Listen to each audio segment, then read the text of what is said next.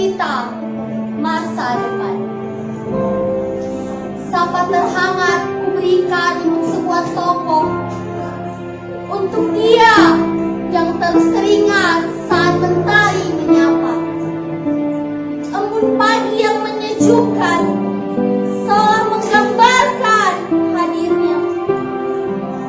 Lalui hari dengan semangat yang berkobar. Langkahkan kakiku dengan pasti, menyambut senyummu yang meneguhkan, mengajakku menggantung cita-cita setinggi bintang di langit, dan mempersiapkanku menantang masa depan.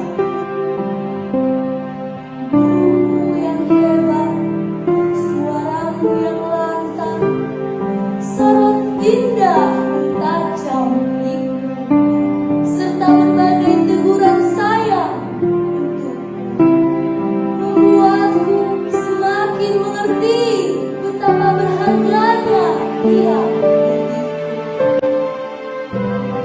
Guruku tersayang, terima kasih telah menjadikanku anak yang beruntung. Terima kasih telah menjadi pelita dalam gelapku. Terima kasih telah menjadi bagian dalam perjuanganku menggapai masa depan.